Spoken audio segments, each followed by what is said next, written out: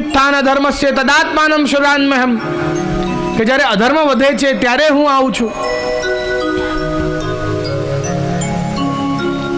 મેં કહ્યું કે અડધું શ્લોક ના વાંચો, આખું શ્લોક વાંચો ત્યારે ખબર પડશે.